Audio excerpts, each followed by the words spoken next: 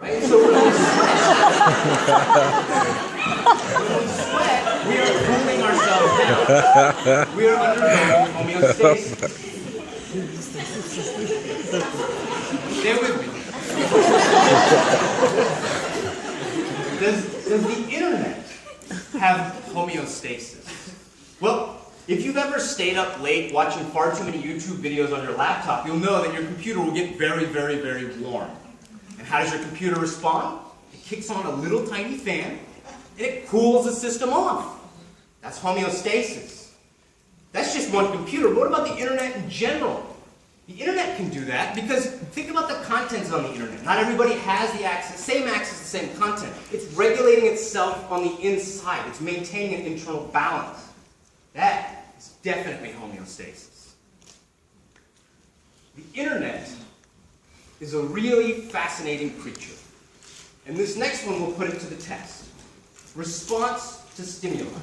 So when an organism responds to stimuli, we mean it responds in some non-easy-to-predict way using physics. Right? So if I had a ball on the top of a hill, and I push the ball and it rolled down the hill, that's not really a response to stimuli, because I can easily predict that using physics.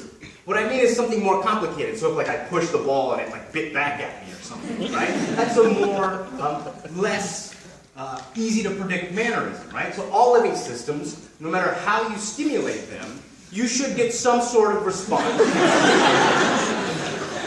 And the internet, in a very creative way, does the same thing. So picture a weather station that is connected to the internet, and it begins to rain on the weather station.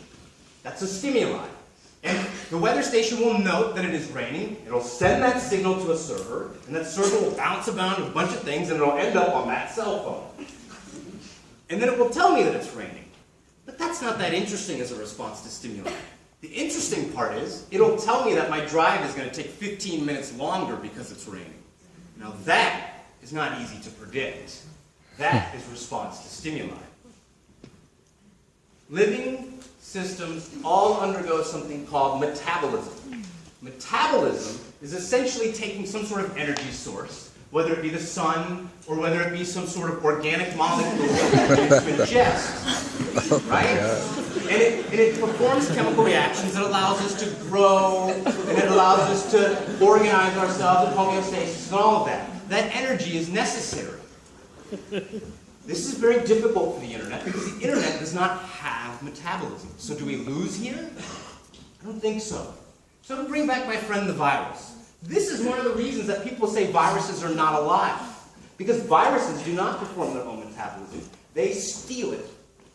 They steal the energy from a host.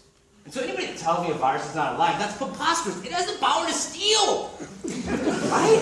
That is so living. The internet doesn't even steal the power from us. We give it freely in exchange for the internet. Right? So a virus is a parasite, a living parasite in my mind. The internet is not a parasite because we exchange. We call that a mutualist.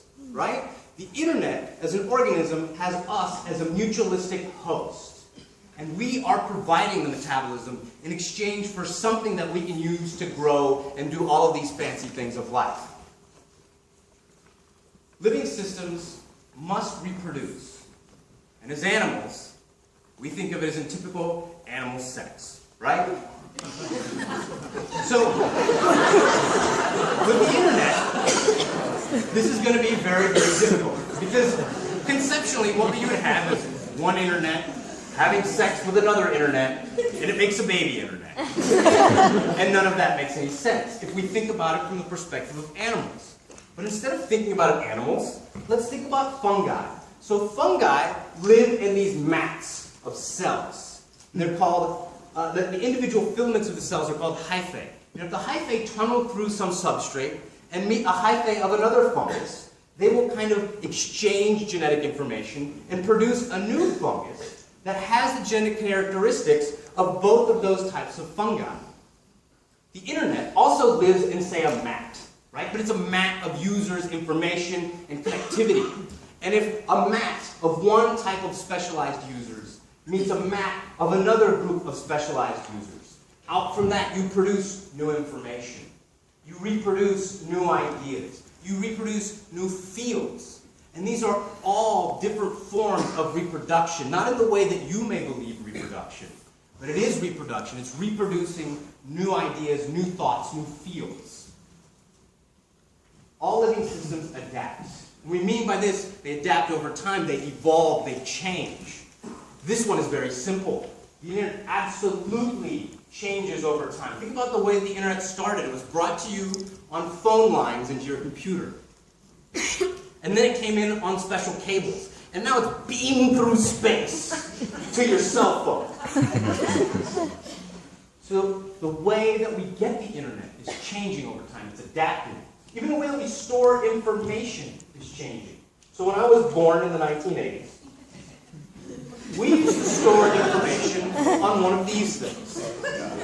This is called a floppy disk. And those youngsters, you can't figure out why it's called a floppy disk. That's called a floppy disk. This was in the 1980s. Nowadays, this cutesy little penguin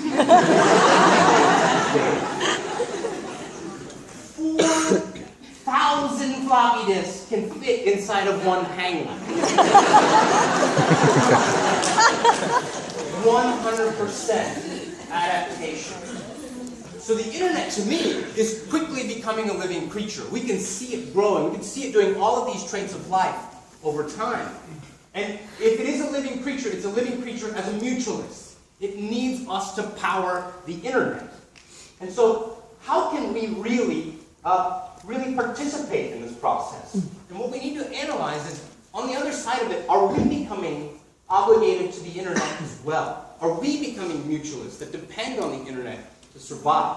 So what are the characteristics that make us human? There are a lot of characteristics that make us human. Finance, science, many, many things. And all of these are changing due to the internet. In the floppy era, if you wanted to buy something, finance, if you wanted to buy something, you had to physically go to a store, exchange paper money, and get whatever they had available. But in the penguin era, if you want something, you simply go to Amazon.com, money goes from one account to another account. Was there even paper currency? Don't care, it's on the way. In the floppy era, science. If you had access to our one database of held gene sequences, if you had access, you would have access to 2,000 gene sequences. Today, the penguin era, that same database holds over 180 billion gene sequences. That's how fast things change. Warfare.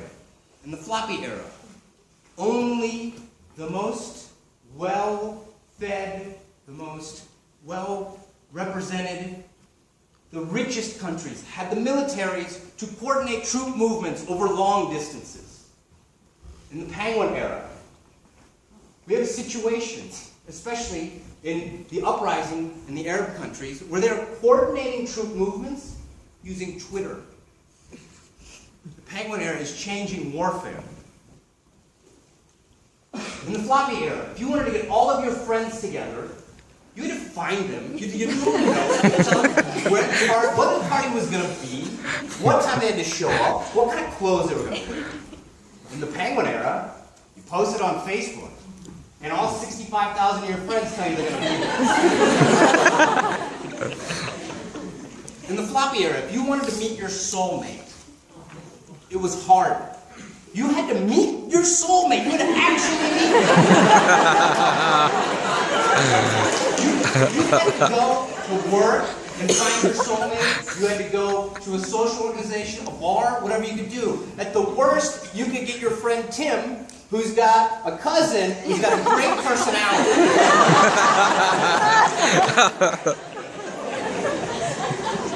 In the penguin era, what are you interested in? What are your hobbies? You will find somebody